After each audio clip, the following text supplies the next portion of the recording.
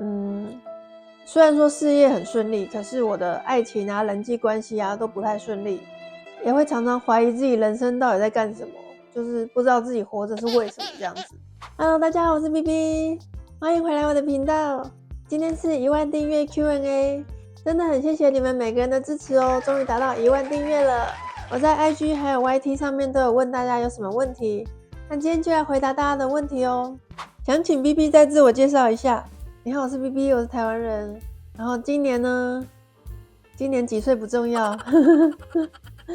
血型是 AB 型，好，这也不太重要。我是金牛座的土象星座，所以有一点点闷骚。我的兴趣就是灵修、研究吸引力法则，还有很多灵性成长的东西。我平常也很喜欢看书，我很喜欢物理学，但是物理学学到最后，你就会发现它就是哲学了，会开始去探讨这个世界到底是怎么来的，它就是意识创造的嘛。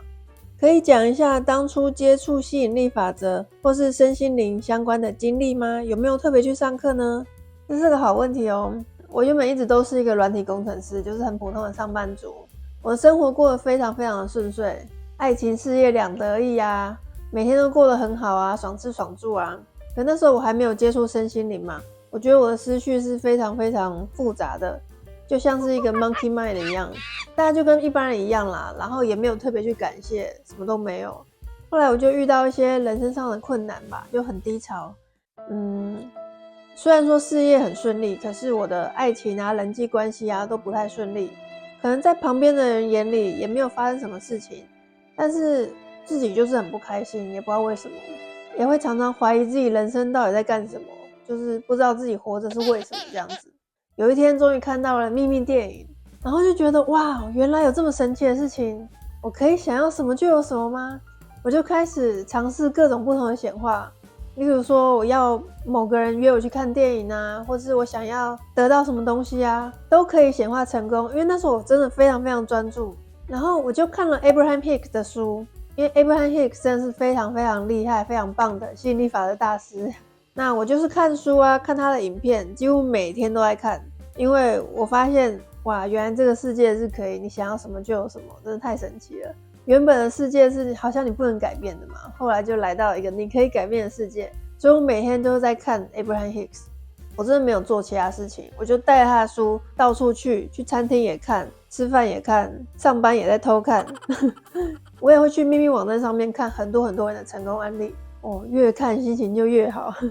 后来我也有自己学塔罗牌啊，想说可不可以帮别人占卜啊，但塔罗牌学了一阵子又没有继续学了。后来过了几年，我又发现了 Neville Goddard 的教导嘛，然后也是一口气就把他书全部看完，然后哇，好厉害哦！又开始练习显化各种不同的东西。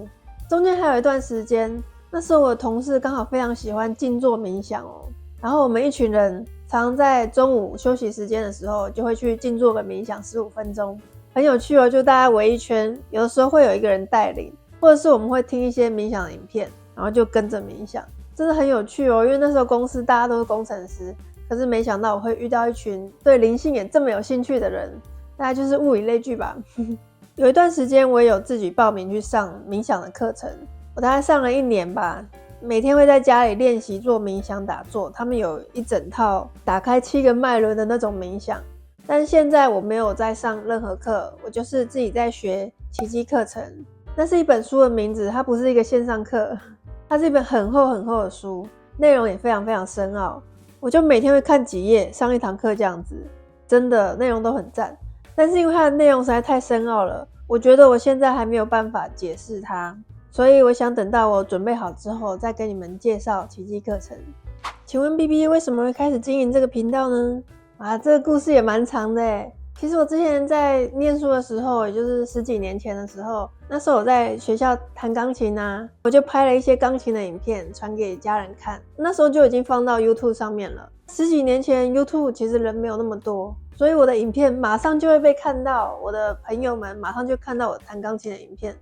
可是我那时候还没有想说要当 YouTuber， 因为钢琴只是一个兴趣，也不是我的强项这样子。一直到了10几年后的现在哦，有一天我就想说来画画好了，然后我就画了我的喵星人教你吸引力法则的手稿，这边给大家看一下那时候的手稿。画了第1章节就发现我可以画第2章我可以画第3张我发现我灵感就源源不绝的一直来，我有很多很多故事可以画。后来我又跑去学 Procreate， 它是 iPad 上面的一个绘图软体，然后我就发现哇哦，很好玩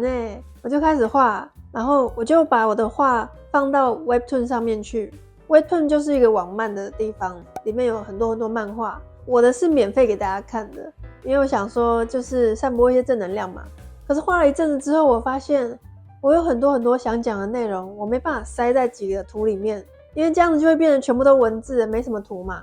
可是我真的有很多很多东西想要讲，我就发现好像录影是比较快的，录音或录影都可以比较快的传递这样的讯息。刚好我又发现我10几年前拍的影片到现在都还在我看到那影片就会觉得哇哦，它好像帮我记录了我的人生的感觉。所以拍影片是很棒，可以记录你的人生啊。而且只要 YouTube 还在的话，你的影片就还在，可能到了10年后20年后，你还是可以看到现在的你长怎么样，你还可以回忆这样子。所以我觉得拍影片很不错，我就开始拍了1、2支影片。请问 BB 现在的工作是什么？喜欢上班还是当 YouTuber 呢？当 YouTuber 出门会很不方便吗？我现在是全职 YouTuber， 我当然会比较喜欢现在的生活啦，因为比较自由，我也不想要被一个公司绑住。我觉得每一个人都应该要有自己的自由才行。出门不会不方便啊，我目前只有被1个人认出来哦，是在 Louisa 遇到的。如果是你的话，可以留言，我们可以相认哦。也有人问说为什么叫 BB 呢？因为我是家里面最小的，那最小的小朋友不是都会叫他 baby 吗，或者什么的，但是 baby 又有点太恶心了，所以就叫 BB 比较好。能够介绍你的猫咪吗？它好可爱哦。可以，它叫做嘟嘟，它是一只公猫哦。我已经养它很久了，我已经跟它认识非常非常久了，我真的很喜欢它，很感谢它陪伴我。它在我心中是永远的2岁哦。它是猫界的不老男神木村拓哉，它一点都不老哦。它的品种主要是暹罗猫，加上一些虎纹，还有雪靴。雪靴就是这边白白的，然后手脚白白的这样子。暹罗猫据说会比较爱讲话，但我不知道别的猫是怎么样，因为我只养过这一只。它真的很黏人哦，我只要离开家里一段时间回来，它就会跟着我到处跑，真的很喜欢嘟嘟所以我画的漫画当然是以嘟嘟为主角咯。再来是一些关于吸引力法则的问题。他问说，每一次用视觉化的方法来下订单都没有回音，是不是这个方法不适合自己呢？还是因为我不会运用？视觉化就是去想象你的愿望已经成真，这个东西你只要多练习一定会成功的。但是如果你真的没有办法显化出东西，那你也没关系啊，你可以用写的啊，或是用听的肯定句啊，或者是愿景版啊，你就用你觉得最有效的方法就可以了，因为每一个人习惯的可能是不一样的方法。其实显化的方法真的有百百种，就像是洗面乳一样多，但是对别人来讲洗得很干净的不一定会适合你，你只要用适合自己的洗面乳就可以了。请问 BB 的人生名言：想象力创造实相。请问如果婚姻关系要改善也可以用显化吗？如果我写说我有一个好老公，希望可以跟他改善关系，这样有办法吗？当然可以的，你就把你老公的优点列下来10个，然后好好的去想他的优点，要发自内心的感谢他，这样你跟他的关系就会越来越好咯。他说吸引力法则很常看到可以吸引到物质，像是财富啊、伴侣这样子。非物质的东西也可以用吸引力法则吗？例如说我希望我的记忆力变得更好，希望我的专注度可以提升，这类的也可以用吸引力法则吗？可以哦。如果是这种东西，你只要专注在你想要，例如说我想要注意力提升，我想要记忆力变更好，你就会吸引到教学影片或者是一些书本，这些算是比较资讯类的东西，你就会吸收到一些资讯，然后你就可以去练习里面的方法，就会让自己变得更好，记忆力提升。像是健康这种也会，你可能会突然觉得很想吃某些东西，然后不想吃某些东西，也有可能会有朋友就找你去跑步啊，或是跟你推荐一间新开的健康餐厅啊，这类的，这些都是让你显化健康的一些方法哦。有的时候真的很负面，没有办法感谢，到底该怎么办呢？这个问题有很多人问，就是在显化的过程中没有办法提升自己的频率，那到底该怎么办呢？我觉得你不用太勉强自己，一定要把自己频率拉得很高，因为那个是装不出来的。在低潮的时候，真的就是好好的休息，想哭就哭，想睡觉就睡觉，想干嘛就干嘛，给自己更多的包容，不要对自己这么严厉，就是好像一定要很严肃的过每一天，不用，大家一定要给自己更多的包容度，真的想休息就休息，想睡觉就睡觉，想放空就放空。我有时候如果心情不太好的时候，我就会放空，放空一整天，或者是我会写一些心情的笔记嘛，把那些心情抒发出来，找到自己的问题在哪里。我如果不想感恩的话，我也不会勉强自己啦。其实就像是如果你遇到失恋的状况啊，刚失恋的时候没有办法突然就回到爱的频率里面，那实在差太多了。你一定会经过一段时间去疗伤啊，恢复你的情绪，直到你很平静之后，你才有办法回到爱的状态。所以还是给自己更多的包容度吧。